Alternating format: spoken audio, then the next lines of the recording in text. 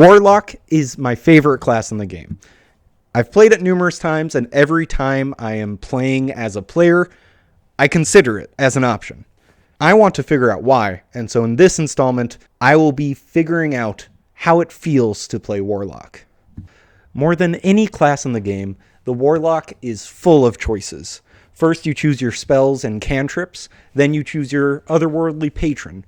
Do you get your powers from a unicorn, from a leprechaun, from a demon, or from a flying spaghetti space monster? Who knows? After that, you even get to choose your eldritch invocations that give you new abilities and powers that add to your repertoire. Or however that word is pronounced. And then finally, you choose a pact boon. Do you have a special book, a special sword, or a special cat?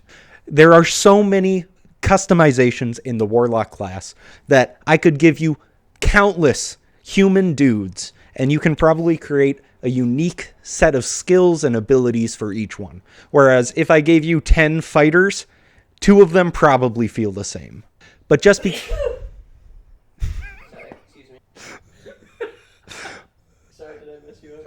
I was messing up anyway. I was just starting a sentence and then achoo! But just because you have tons of choices does not mean you are all powerful. Your abilities are strong, but they are very limited in the amount of spells you can cast every day. You can't just cast them silly-nilly.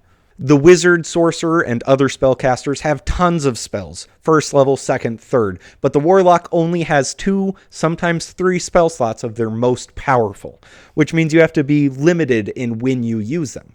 You get them back on short rest, sure, but you can't just cast Fireball 4 times in the same battle like the wizard can. And I know some people are turned off by this small amount of spell slots, but where the spell slots are lacking, your other abilities that you chose before make up for this greatly. I mean, I haven't even mentioned Eldritch Blast. Like, are you kidding me? You thought I wouldn't mention Eldritch Blast? It's their main thing. Like, I will die on this hill. Eldritch Blast is the best spell in the game, the best cantrip in the game. There's no debate. Like, people say, like, the Eldritch Blast isn't as good as they think. No, it is as good as you think it is. It's so good!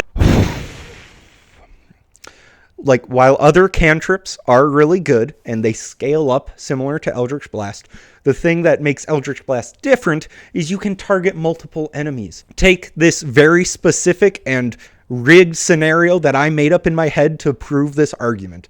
So, the wizard at level 11, if 3 corn dog goblins attack him, you can shoot one of the goblins per turn, and it takes 3 turns minimum for the wizard to take them out using cantrips. The warlock, though, the warlock can take them all out on the same turn, because it can target 3 different things. And it can boost its Eldritch Blast with, like, Agonizing Blast, or Repelling Blast, or whatever blast, or this other thing, you know? It's great! And not to mention that force damage is resisted by, like, 3 things that you'll never see in D&D. For those reasons, Eldritch Blast is the best cantrip in the game, and I don't need to say anything else. The pacts that you make with your otherworldly patrons can make the game extremely interesting for you, your fellow players, and the DM. I mean, sometimes you are literally making a deal with the devil, and that will cause an interesting event to occur throughout the campaign. The powers that you gain are different from how a deity gives their powers to a cleric or a paladin. Because with the warlock and your patron, it's personal. Your patron can just show up out of nowhere, kind of like with Will and whoever his patron is in Baldur's Gate 3, and just send them on a side quest and send you off to do whatever bidding they have for you. Depending on your moral alignment, you can create many interesting dilemmas for you and your party. Let me use this flowchart to prove my point. So you could be a good fellow and a good patron, and in that situation, you're both good. You're right next to each other, and you're probably just going to be sent on fun little side quests to help your patron's goal out. If you're a good person with an evil patron, now you have to deal with a nefarious creature that is probably going to send you on missions that you're not comfortable with. But if you're an evil person working with a good patron, well then, Now, your morality may shift as you do a bunch of good deeds. You might become a better character. That's character growth. Or you could be tricking that good patron into thinking that you are also good, which is an interesting situation. Finally, if you're an evil person with an evil patron, well, now you've got to trick your good party to do evil deeds with you and making them do things that they're not comfortable with, or making them think that you're doing them for the right reason. In any of these situations, fun, creative storytelling could be had.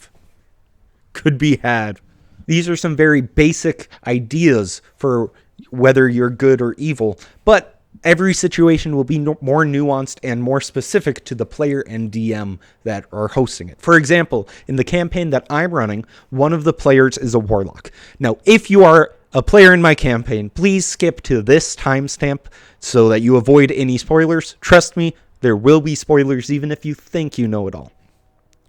Now, this player is a Goliath named Radag.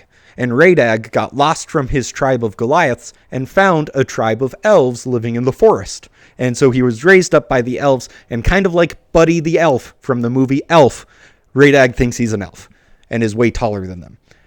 And also all the elves have magic, and Radag does not have magic, but Radag, thinking he's an elf, thinks he should have magic, so he asks the elves to teach him magic. And the elves try to teach Radag magic, but he is literally the dumbest person alive. All right, his intelligence is extremely low, and he cannot learn magic by being a wizard, even though the elves try to teach him this for years.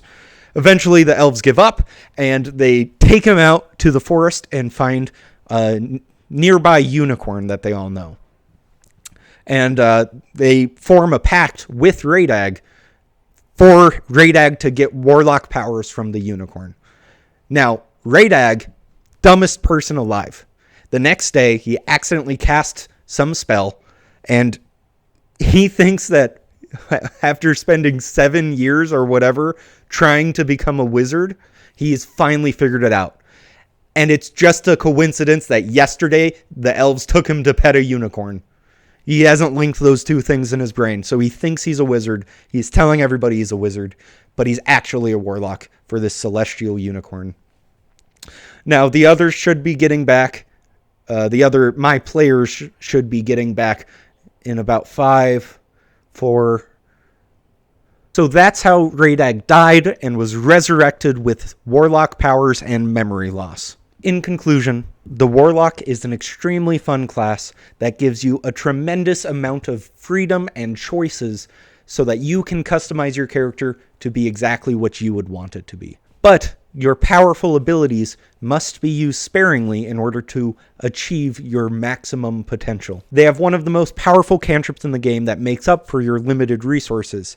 All of this while being able to craft a very unique relationship between you and your DM as you create your character and your patron. So how does it feel to play the Warlock?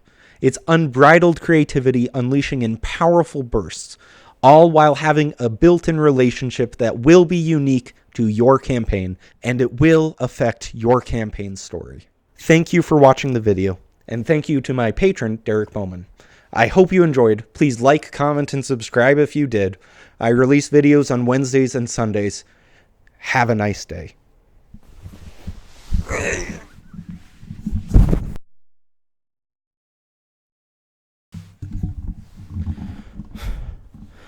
Have a nice day.